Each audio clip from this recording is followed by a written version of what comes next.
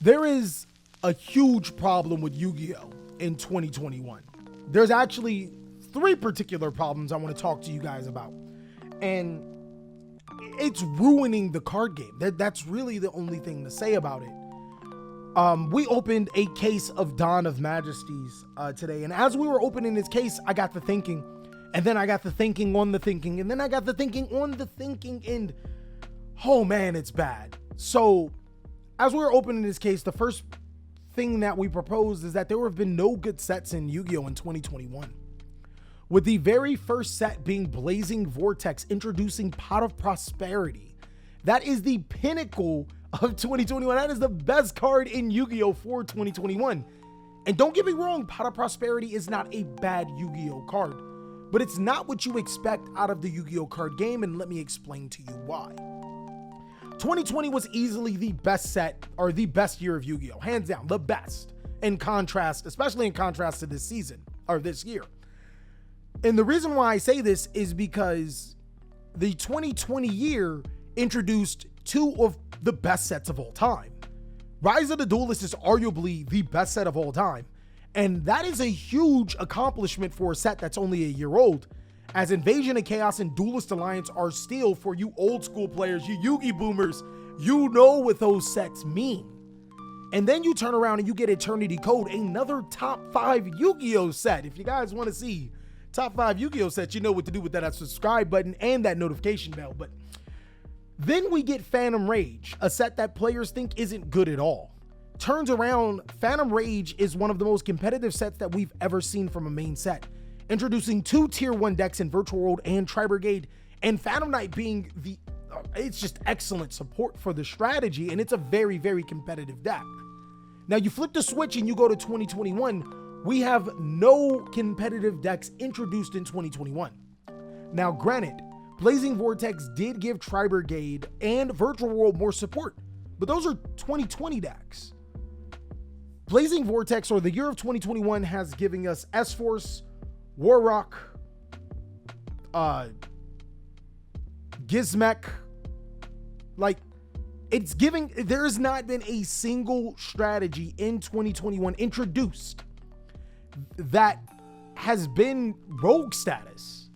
And that is very, very disturbing. That's very harmful for the Yu-Gi-Oh! Card game that we love. Now, I've always been a fan of balanced formats. And this is probably the most balanced format we've been in. And I say that almost every format, but it just keeps getting more balanced and more fair.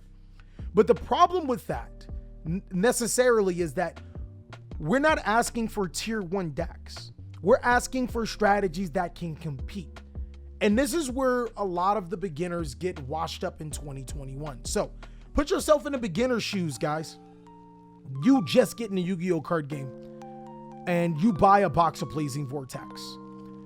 You think that S-Force are going to be the next best meta deck because you watched your favorite Yu-Gi tuber possibly, I mean, it's not the TheCaliEffect because I didn't tell you S-Force was good. I told you fuck the police. But you pick up S-Force and you try to play and you get completely curb stomped by your meta.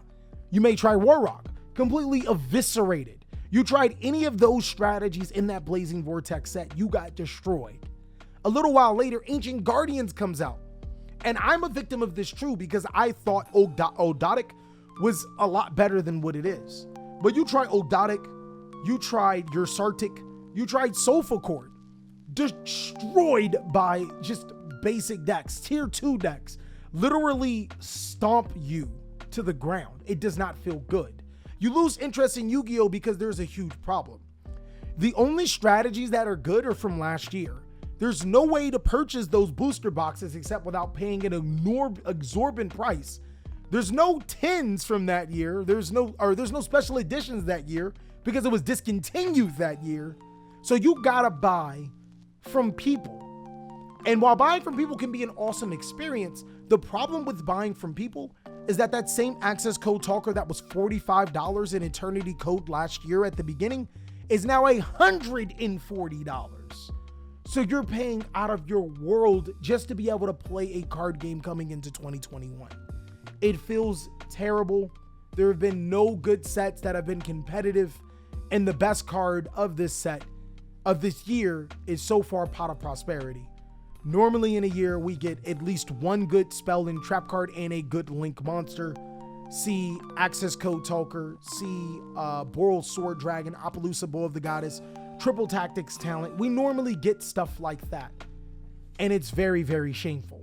Underworld Goddess, Goth Mommy is amazing looking, but she has not been meta relevant. The next problem that I've realized, that we all realized once opening this set, and I think it's just as huge as the other two problems that I mentioned, is opening a box and getting a card like Arrive in Light in the Gizmek Secret Rare. Now, the reason why it's a problem with this is because players spend their hard-earned money, and boxes are not cheap. Your local store may charge a little bit more for a booster box than you may get online, but you want to support your local store because that's how Yu-Gi-Oh! Thrives. You buy a booster box and you spend, the average I believe is maybe $70 US, 70, 80, and you pull $20 worth of cards. You literally walked into a store and gave your store owner $80 and got $20 back. And it's because we get really bad secret rares. Now, back in my day, which is a long time ago, secret rares were the pinnacle of a card. You get Jinzo. You know what I mean? You get, I can't think of any other cards other than Jinzo, because Jinzo like has me big-eyed. But even the ultra rares were amazing. Wait, Jinzo was not ultra rare. You get Torrential Tribute, you get Dark Magician of Chaos, you get Blackluster Soldier, you get some awesome ultras and secrets, and nowadays you don't get those particular cards. You don't get anything decent to those particular cards. You get cards that no one wants, which drives the value down, cards that should not be secrets in the first place. And then you have the potential of probably getting that one chase card, which I just opened 18 boxes total.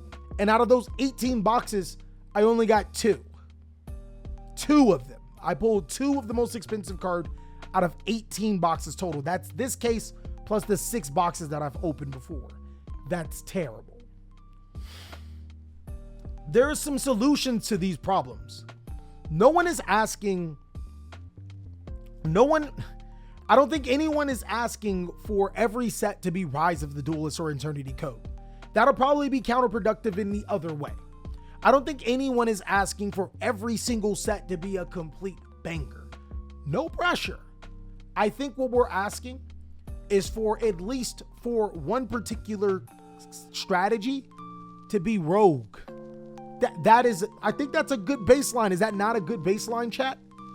At least give us a strategy that's tier 2 rogue, that's playable, that feels good to play, that's fun.